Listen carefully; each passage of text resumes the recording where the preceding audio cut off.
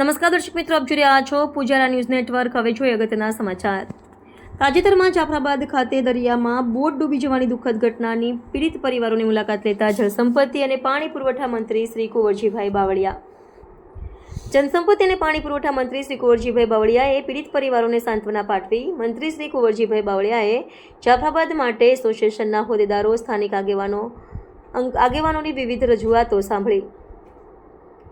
તાજેતરમાં જિલ્લાના કેટલાક વિસ્તારમાં ભારે વરસાદની સ્થિતિ હતી। જાફરાબાદ દરિયામાં પણ ભારે વરસાદ અને તોફાનની સ્થિતિ બની હતી, જેમાં જાફરાબાદ તાલુકાની વિવિધ બોટ અને માછીમારો દરિયામાં માછીમારી અર્થે ગયા હતા અને વરસાદી તોફાનની સ્થિતિમાં તેઓ દરિયામાં ફસાઈ ગયા હતા।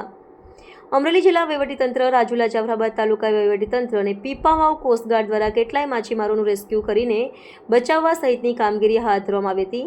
ભારે વરસાદ અને તોફાનની સ્થિતિના પગલે જાફરાબાદ દરિયામાં કુલ 3 માછીમારી બોટોને 11 માછીમારો ગુમ થયા હતા।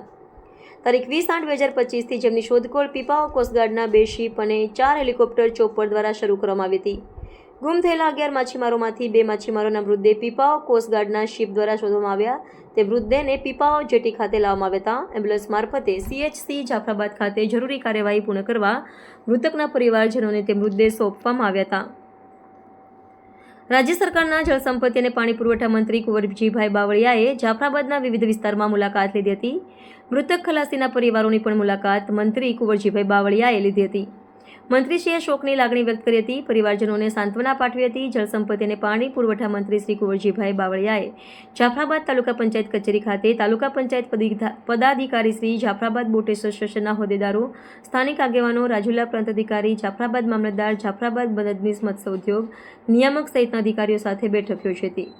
મૃતક ખલાસીના પરિવારને રાજ્ય સરકારની મળવાપાત્ર સહાય વિના વિલંબ મળે તે માટે જરૂરી કાર્યવાહી હાથ ધરવા સૂચના મંત્રીશ્રીએ આપી હતી। આ બેઠકમાં મૃતક માછીમારોને મૌન શ્રદ્ધાંજલિ પણ અર્પણ કરવામાં આવી હતી। Reporter Bipin Rathod, Pujara news network, Chalala.